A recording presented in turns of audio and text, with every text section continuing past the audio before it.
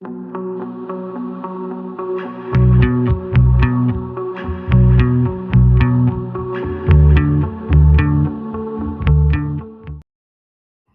1984, Steven Spielberg made a movie, Indiana Jones and the Temple of Doom. In it, a fanatical Indian cult rips beating hearts from human chests as sacrifice to the goddess Kali. They enslave children, they drink blood from the skulls. They are portrayed as the ultimate symbol of Indian savagery.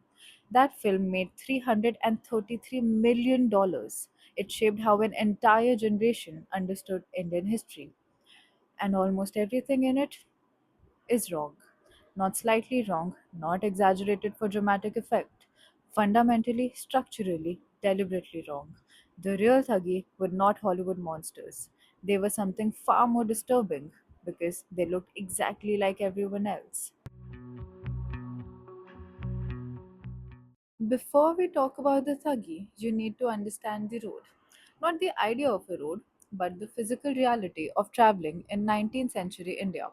The Grand Trunk Road, one of Asia's oldest routes, ran from Bengal to Afghanistan, thousands of miles through forests, plains, river crossings, and remote stretches where the nearest village was a full day's walk away. The Mughal Empire, which had once maintained these roads with military garrisons and a functioning postal system, had been collapsing for a century. Local powers filled the vacuum. Some were stable, yet many were not. If you were a merchant, a pilgrim, a government official, and you needed to travel, you traveled on these roads, often in groups for safety, often with strangers you had just met. And the strangers you met on these roads were not always what they appeared.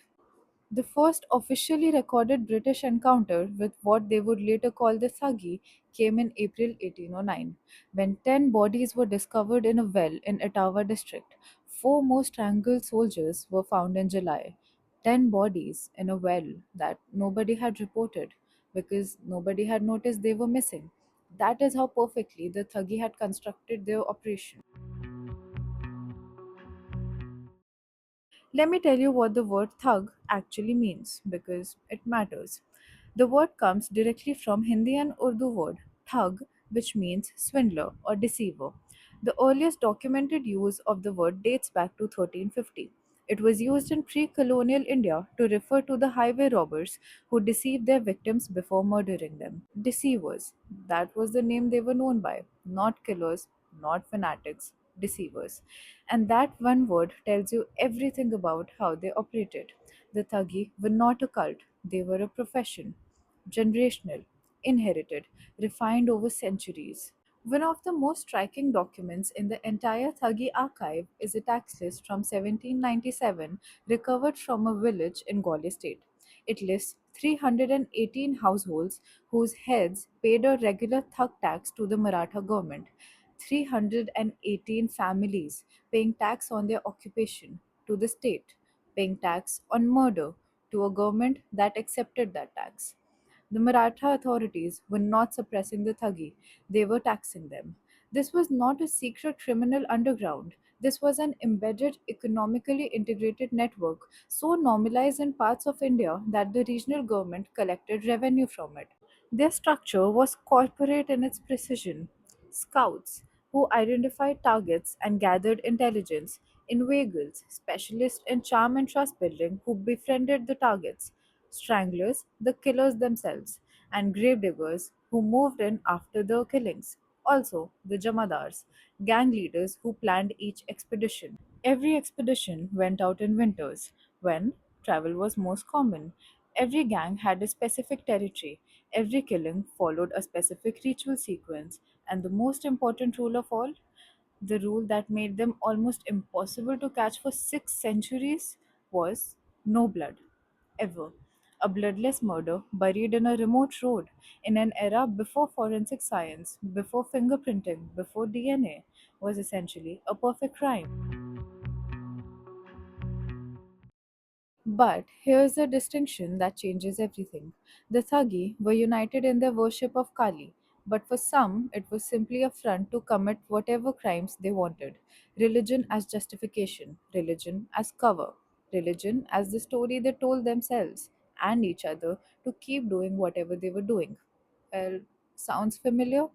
Every organized criminal network is in human history has used ideology, be it religious, political, tribal, to justify what is fundamentally a business.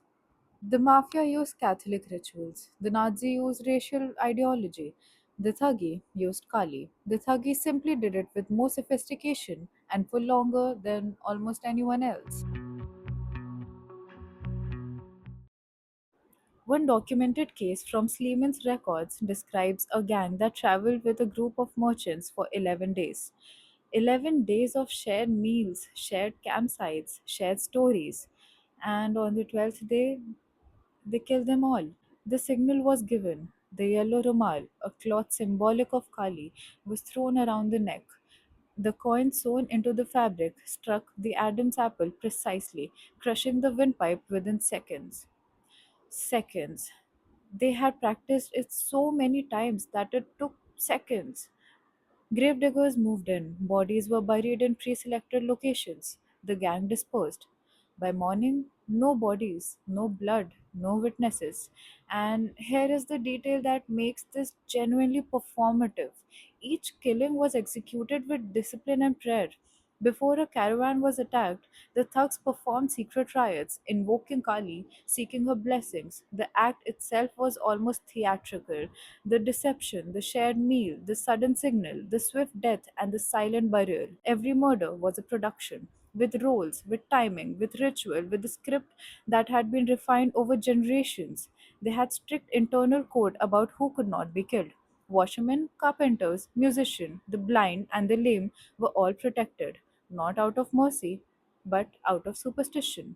It said killing certain people was believed to bring bad luck on the expedition, so they had ethics of a specific terrible kind, a code of conduct for murder. Now I want to tell you about one man. His name is in the Guinness Book of World Record, but not for a sport, not for an achievement, for murder. Thug Behram was born around 1765 in the Oudh region, which is the modern day Uttar Pradesh. He rose to the rank of Jamadar, which is the gang leader, and remained active for approximately 50 years from roughly 1790 to 1840. Behram holds the Guinness Book of World Record for the most prolific murderer, with over 931 murders attributed to him. He personally confessed to strangling 125 victims himself. The 931 figure represents murders his gang committed in his presence as the leader over 4 decades. So let me put it into context. Let me put 931 into context for you. Jack the Ripper, history's most famous serial killer, is credited with 5 confirmed victims. Ted Bundy, 30. The Zodiac Killer, 5 confirmed. Behram's network, 931. But here's the detail about Behram that most people miss. He was not a raving fanatic. He was not a wild eyed monster. He was a professional, precise, unhurried, calm in a way that is somehow more disturbing than rage. He was said to be calculated and devoid of hesitation. Also, he was not caught by better policing. He was not caught by British intelligence. He was betrayed.